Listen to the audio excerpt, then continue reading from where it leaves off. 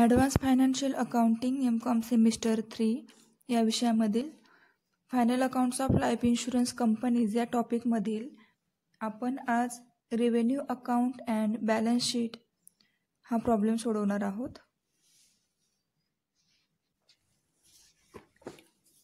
The following were balances disclosed by the trial balance of the Indian Life Insurance Society at 31st March 2018. Balance of account at the beginning of the year 20 lakh. Government securities 10 lakh. Profit on realization of assets 2000.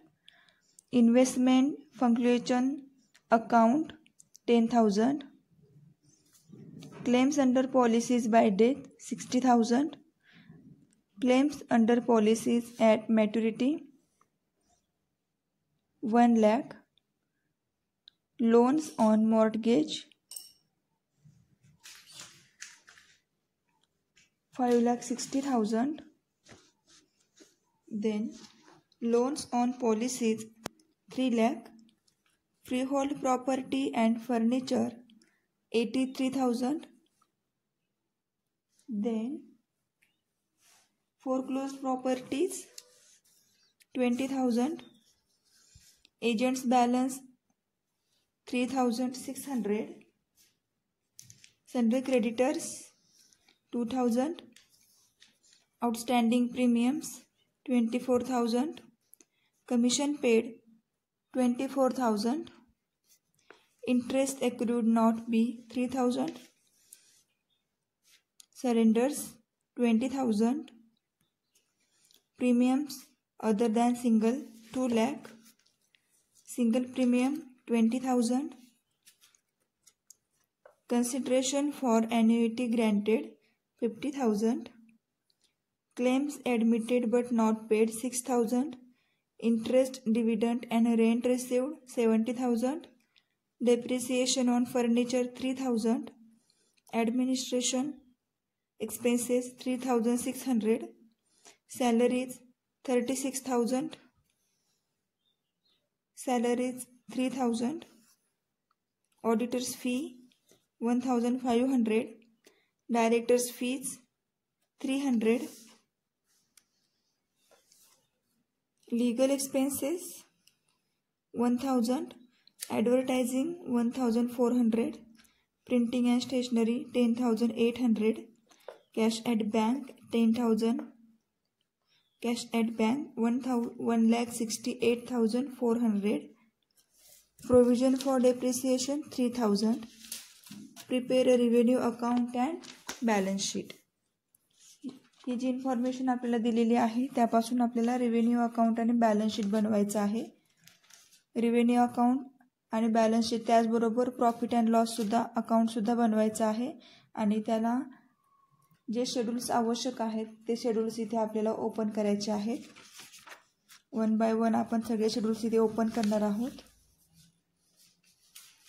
सुरू करूया. Problem सोडवायला सुरुवात करूया आपण. हा आपला problem असणार आहे आणि हा प्रॉब्लेम आपण आता सोडवणार आहे. हे आहेत शेड्यूल्स जे आपण प्रॉब्लेमनुसार ओपन केलेले आहेत. सगळे शेड्यूल्स ओपन केलेले नाही आहे. जेवढे आवश्यक आहेत तेवढेच शेड्यूल आपण फक्त ओपन केलेले आहेत. शेड्यूल नंबर 1 प्रीमियम 1, 2, 3 आणि 4 हे जे 4 शेड्यूल्स आहेत ते शेड्यूल आपण नेहमी रिव्हेन्यू अकाउंटमध्येच त्याचं पोस्टिंग करतो आणि राहिलेले बाकीचे शेड्यूल आपण बॅलन्स शीटमध्ये पोस्टिंग करत असतो. म्हणून आपल्याला या ठिकाणी या प्रॉब्लेममध्ये आपल्याला prepare revenue account and balance sheet असे दोन्हीही अकाउंट ओपन करायचे आहेत. त्याच्यामुळे रिव्हेन्यू अकाउंटमधले हे 4 शेड्यूल आणि बाकीचे शेड्यूल बॅलन्स शीटमधले असल्यामुळे सगळे शेड्यूल आवश्यक असणारे आपल्याला इथे ओपन करायचे आहेत. पहिलं शेड्यूल आहे प्रीमियम. फर्स्ट इयर प्रीमियम पाहूया. प्रॉब्लेम फॉर्मॅटमध्ये हा दिलेला आहे. प्रीमियमचा जो फॉर्मॅट दिलेला आहे त्याच्यामध्ये फर्स्ट इयर प्रीमियम फर्स्टलाच आहे त्याच्यामुळे इथे घेतलेला आहे. याची अमाऊंट प्रॉब्लेममध्ये कुठेही दिलेली नाही आहे त्याच्यामुळे इथे डॅश केलेला आहे. पुढे renewal premiums 2 lakh. Renewal premiums 2 लाखची अमाऊंट पाहूया. या ठिकाणी पहा इथे दिलेले आहे ते आपण इथे घेतलेले आहे. त्यानंतर सिंगल प्रीमियम 80,000 तिथेच आहे.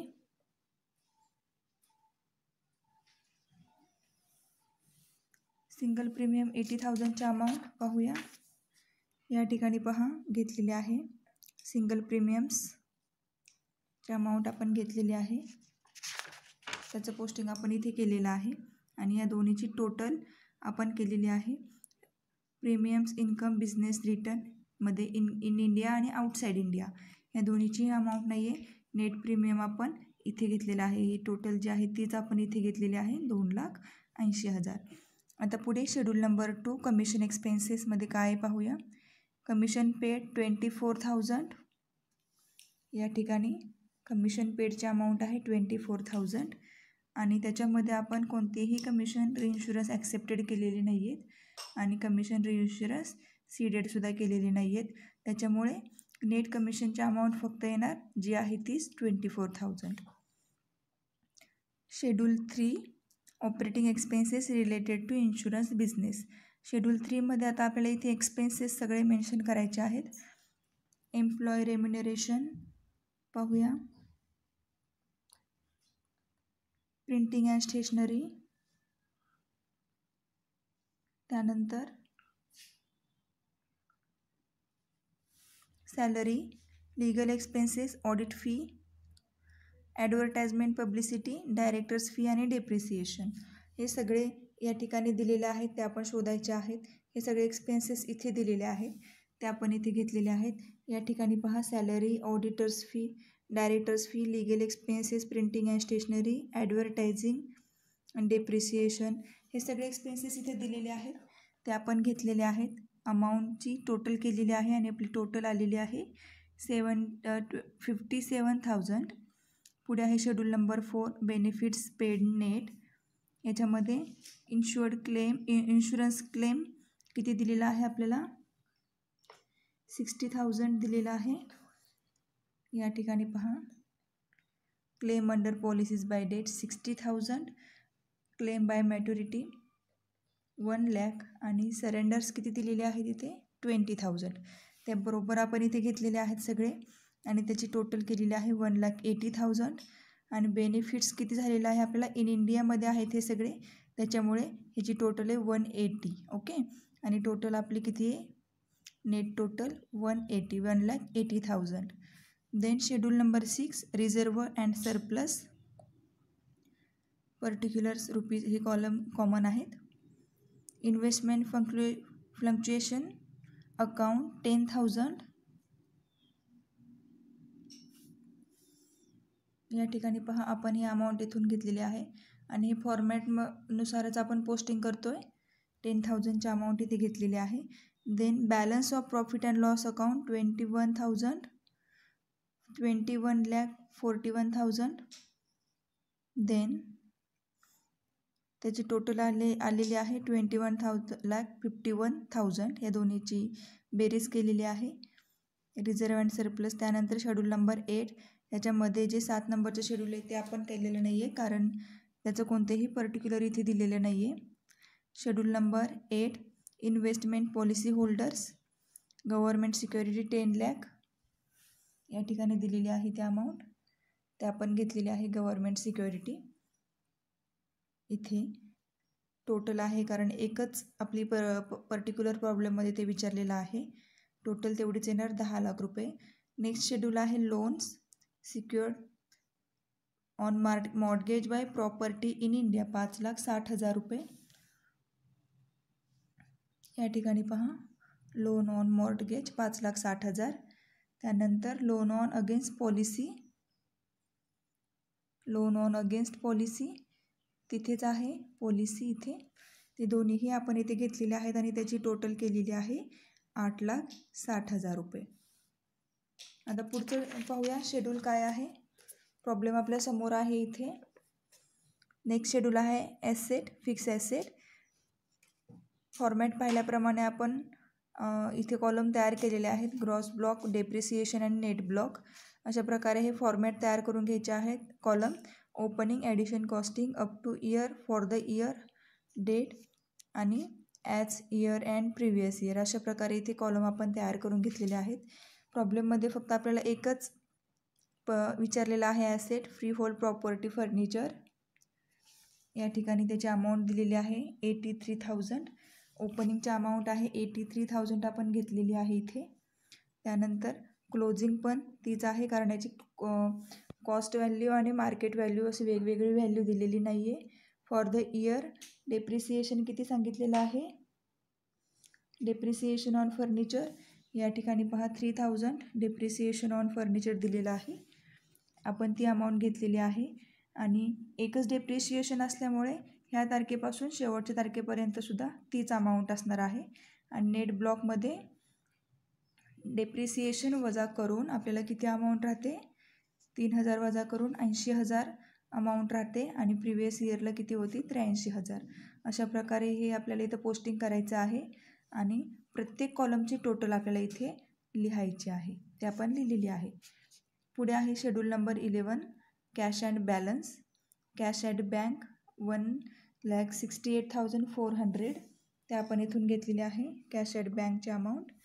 त्यानंतर एकच अमाऊंट आहे, एकच पोस्टिंग आहे, त्याच्यामुळे टोटल पण तेवढीच येणार आहे त्याची. Schedule number 12 advance and other asset. त्यामध्ये अदर ॲसेटमध्ये आपल्याला काय आहे घ्यायचं आहे, अदर इन्कम इन इन्व्हेस्टमेंट 3,000. या ठिकाणी पहा आपण अमाऊंट घेतलेली आहे. इंटरेस्ट ॲक्रूड इथून घेतलेली आहे. त्यानंतर आउटस्टँडिंग प्रीमियमची अमाऊंट आहे 24,000. सगळ्या अमाऊंट आपण प्रॉब्लेममधूनच घेतो आहे. इथे दिलेली आहे 24,000 आउटस्टँडिंग प्रीमियम. त्यानंतर एजंट्स बॅलन्स 3,600 इथून घेतलेली आहे ती. देन फोरक्लोज प्रॉपर्टी 20,000 ती पण आपण इथून घेतलेली आहे. लक्षात ठेवायचं प्रॉब्लेममध्ये दिलेले सगळे पोस्टिंग आपण केलेले आहेत का. टोटल आहे याची 50,600 ही टोटल आलेली आहे. आता पुढे आहे पुढचं शेड्यूल आहे current liabilities. Balance due to other insurance companies 2,000 and claims outstanding 6,000. या ठिकाणून आपण पहिली अमाऊंट घेतलेली आहे आणि इथून आपण दुसरी अमाऊंट घेतलेली आहे आणि दोन्हीची टोटल आलेली आहे 6,000. क्लेम आउटस्टँडिंग धरून 8,000 ही आपली टोटल आलेली आहे. सगळे शेड्यूल्स आपले ओपन करून झालेले आहेत. आता आपण याचं पोस्टिंग अकाउंट्समध्ये करूया. रिव्हेन्यू अकाउंटमध्ये या पद्धतीने प्रीमियम नेट प्रीमियम जे टोटल आलेले आहे 2,80,000 त्याचं पोस्टिंग इथे केलेलं आहे. बाकीचे पोस्टिंग फक्त करून ठेवायचे आहेत, कारण ते आपल्याला प्रॉब्लेम फॉर्मॅटमध्ये पोस्टिंग केलेलं दिसते. फॉर्मॅटमध्ये याचा उल्लेख केलेला आहे, त्याच्यामुळे आपण त्याचं फक्त पोस्टिंग करून ठेवणार आहोत. पुढे डॅश करणार आहोत. नंतर इन्कम फ्रॉम इन्व्हेस्टमेंट 70,000 या ठिकाणी पहा इथे दिलेलं आहे 70,000 ते आपण इथे घेतलेले आहेत. त्यानंतर हे सगळे फॉर्मॅटमध्ये दिलेले असल्यामुळे आपण इथे मेन्शन केलेले आहेत. जर अमाऊंट असेल तर इथे अमाऊंट मेन्शन करायची, नसेल तर नाही करायची, डॅश करायचं आहे. Consideration on annuity granted 50,000. Then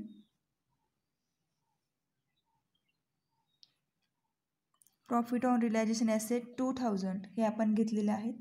realisation या ठिकाणी पहा इथून आपण घेतलेले आहेत आणि या सगळ्याची टोटल ए केलेली आहे. टोटल करून आपल्याला अमाऊंट मिळालेली आहे 4,02,000. त्यानंतर इथे शेड्यूल 2 कमिशन 24,000. शेड्यूल 3ची अमाऊंट आलेली फायनल 57,000 आणि याची टोटलला आपण बी असे हेडिंग दिले 81,000 आणि 81,000 आणि आपण सी ही टोटल काढलेली आहे. इथे पहा surplus D is equal to A B C. A B आणि सीची टोटल एकमेकांमधून वजाबाकी करून आपल्याला 1,41,000 ही फायनल अमाऊंट मिळालेली आहे. त्यानंतर आपण आता प्रॉफिट अँड लॉस अकाउंट बनवूया. फॉर्मॅटनुसारच बनवणार आहोत आपण हे. ऑपरेटिंग प्रॉफिट इथे आपल्याला रेव्हेन्यू अकाउंटमधून आलेली अमाऊंट ही ट्रान्सफर केलेली असते आपण इथे प्रॉफिट अँड लॉस अकाउंटला. 1,41,000 ही अमाऊंट आपण इथे घेतलेली आहे. बाकी कोणतीही अमाऊंट इथे नाही आहे, त्यामुळे याची टोटल पण तेवढीच आलेली आहे 1,41,000. टोटल ए आपण त्याला असं हेडिंग दिलेलं आहे. त्यानंतरसुद्धा कोणतीही अमाऊंट इथे आपल्याला प्रॉब्लेममध्ये विचारलेली नाही आहे, त्याच्यामुळे इथे डॅश केलेला आहे आणि टोटल बी त्याचबरोबर 1,41,000च आलेली आहे. आणि त्यानंतर प्रॉफिट आफ्टर टॅक्स पण तेवढाच आहे, कारण इथे कोणतीही अमाऊंट आपल्याला आलेली नाही आहे. Balance of profit or loss brought forward last year 20 lakh rupees आणि बॅलन्स कॅरीड फॉरवर्ड या ठिकाणून आपण घेतलेली अमाऊंट 20 लाख रुपये आणि 21,41,000 ही आपल्याला बॅलन्स शीटला फॉरवर्ड करायची अमाऊंट आहे. ओके, 21,41,000. आता पुढे पाहूया. बॅलन्स शीटला आपण काय काय करायचं आहे. फॉर्मॅटनुसारच बॅलन्स शीट ओपन करायचं आहे. सोर्स ऑफ फंड आपलं हे 5 नंबरचं करूया. शेअर कॅपिटल हे आपलं 5 नंबरचं शेड्यूल आहे. तिथे आपण पर्टिक्युलर नसल्यामुळे हे शेड्यूल ओपन केलेलं नाही आहे. Schedule number 6 reserve and surplus, त्याची आपली टोटल आलेली आहे 21,51,000. त्यानंतर पुढचे शेड्यूल आहे टोटल करायचे आहे आपण याची 21,51,000. ॲप्लिकेशन फंडमध्ये आता पाहूया बाकीचे आपण बाकीचे शेड्यूलचं पोस्टिंग करणार आहोत. इन्व्हेस्टमेंट टोटल केलेली आहे इथे. Loans, fix asset, cash and balance आणि याची टोटल केलेली आहे आपण. त्यानंतर current liability, provisions sub total केलेली आहे. या इथून इथपर्यंत अमाऊंटची ही टोटल केलेली आहे. Net current asset c is equal to a minus b is equal to 8,000 आणि मिसलेनियस एक्सपेंडिचरमध्ये debit balance in profit and loss account किती आलेला आहे 2,11,000. या सगळ्याची टोटल आपली आलेली आहे 21,51,000 सेम.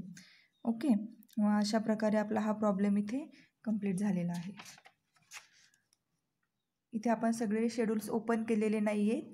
जेवढे शेड्यूल्स आवश्यक आहेत, जेवढे पर्टिक्युलर्स विचारले गेलेले आहेत, तेवढेच पर्टिक्युलर्स आपण इथे फक्त शो केलेले आहेत.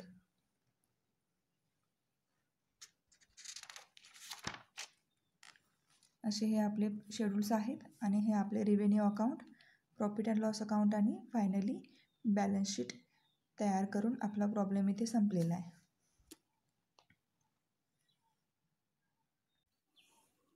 असा हा आपला सोडवलेला प्रॉब्लेम आहे. शेड्यूल नंबर 1, 2, 3, 4, 6, 8, 9, 10, 11, 12 अँड 13 हे आपण शेड्यूल्स याच्यामध्ये घेतलेले आहेत, कारण एवढेच पर्टिक्युलर्स आपल्याला विचारलेले आहेत. जे शेड्यूल्स आपण घेतलेले नाही आहेत ते पर्टिक्युलर्स आपल्याला प्रॉब्लेममध्ये विचारलेले नाही आहेत. प्रीमियम हे जे शेड्यूल आहे शेड्यूल नंबर 1 तेच शेड्यूल नाही, बाकी सगळे शेड्यूल्स आपण सगळे फॉर्मॅटनुसारच इथे पोस्टिंग केलेले आहेत. फर्स्ट इयर प्रीमियम जर प्रॉब्लेममध्ये दिला असता तर आपण त्याचं पोस्टिंग केलं असतं, पण त्याची अमाऊंट दिलेली नाही आहे, पण फॉर्मॅटमध्ये त्याचा उल्लेख केलेला आहे फर्स्ट इयर प्रीमियम, म्हणून आपण त्याचा तिथे उल्लेख केलेला आहे. त्यानंतर रिन्युअल प्रीमियम, सिंगल प्रीमियम याचं पोस्टिंग केल्यानंतर त्याची टोटल केलेली आहे. टोटल प्रीमियम्स असं नाव दिलेले आहे, कारण शेड्यूलचं नाव आहे प्रीमियम 2,80,000 आणि प्रीमियम्स हे सगळे आपले इन इंडियामध्ये असल्यामुळे इन इंडिया 2,80,000. आउटसाईड इंडियाची अमाऊंट नाही आहे इथे. आणि आपली नेट प्रीमियम टोटल आलेली आहे 2,80,000.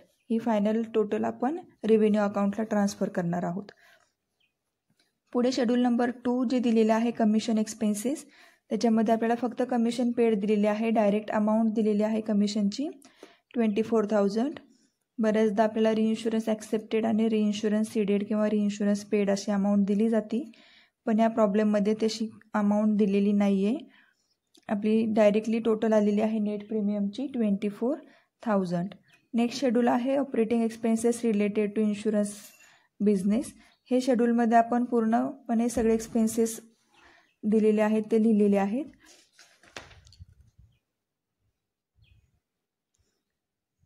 आणि हे एक्सपेन्सेस आहेत employee remuneration and welfare benefits, printing and stationery, legal expenses, audit fee, advertisement and publicity, directors fee आणि डेप्रिसिएशन.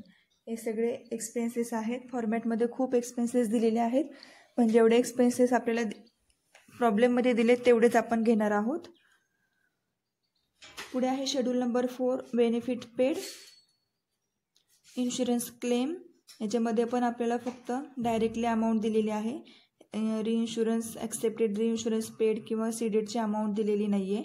त्याच्यामुळे जेवढी अमाऊंट दिलेली आहे तेवढ्याची आपण टोटल करणार आहोत आणि फायनली आपली टोटल 1,80,000 हे आपण रेव्हेन्यू अकाउंटला ट्रान्सफर करणार आहोत.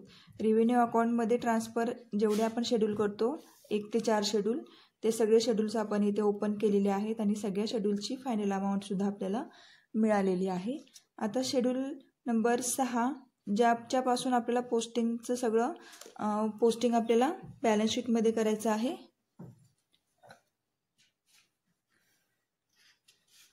Reserve and surplus, investment account, balance of profit and loss account.